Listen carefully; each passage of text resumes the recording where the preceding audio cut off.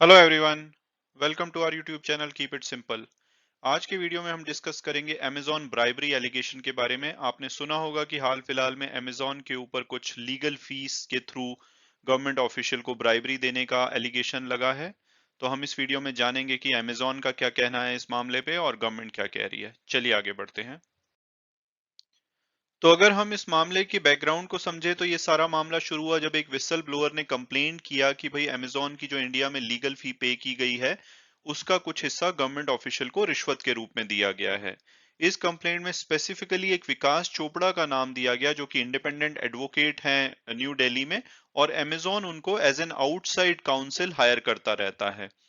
तो इसमें कंप्लेंट में बोला गया कि जो लीगल फीस अमेजॉन ने विकास चोपड़ा को दी है उसका कुछ हिस्सा गवर्नमेंट ऑफिशियल को ब्राइब के रूप में पे किया गया।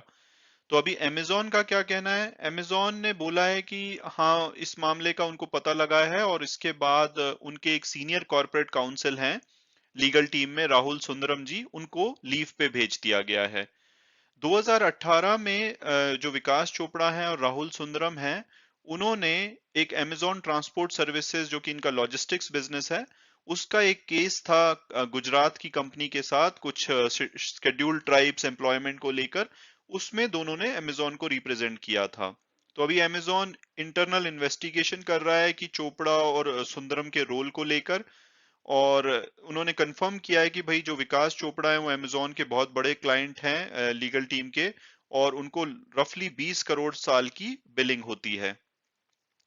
और इसके अलावा अमेजोन ने ये भी बोला है कि भाई हमारी करप्शन को लेकर जीरो टॉलरेंस पॉलिसी है और हम प्रॉपर एक्शन लेंगे अगर कुछ भी इम्प्रॉपर एक्टिविटीज हुई हैं, अप्रोप्रिएट एक्शंस लेंगे। हालांकि अभी उन्होंने और कुछ डिटेल देने से मना किया है इस मामले पे। चलिए आगे बढ़ते हैं।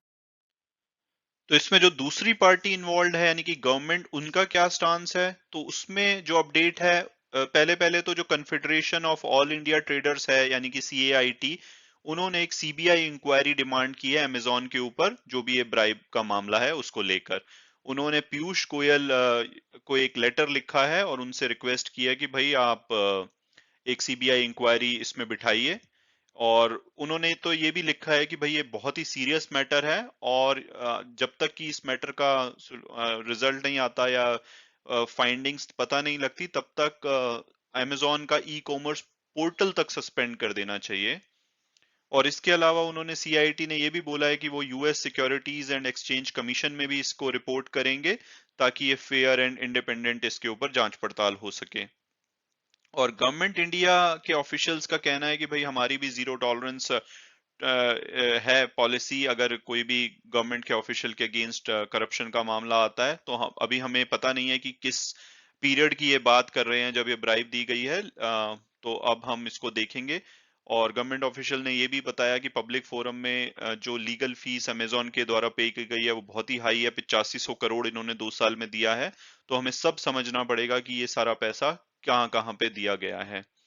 इसके अलावा अमेजॉन इंडिया में स्क्रूटनी में ऑलरेडी है, कंपटीशन कमीशन ऑफ इंडिया है वो इनके ऊपर ऑलरेडी स्क्रूटनी कर रहा है एंटी कॉम्पिटिटिव प्रैक्टिसेस को लेकर और इनकी प्राइसिंग को लेकर, और जो ये सेलर के साथ प्रेफरेंशियल ट्रीटमेंट देते हैं तो उसको लेकर ऑलरेडी ये उसमें है, स्क्रूटनी के अंदर है। तो अब हम देखेंगे कि अगली डेवलपमेंट क्या होती है। अब मुझे नहीं लगता कि इनके पोर्टल को ऐसे सस्पेंड किया जाएगा, बट गवर्नमेंट और जो अमेजोन है उनकी ज्यादा अच्छे से बनती भी नहीं है, तो कुछ ना कुछ तो इसमें एक्शन लिया जाएगा। तो जैसे और डेवलपमेंट होगी तो I will keep you updated. Thanks so much for watching the video and God bless you all.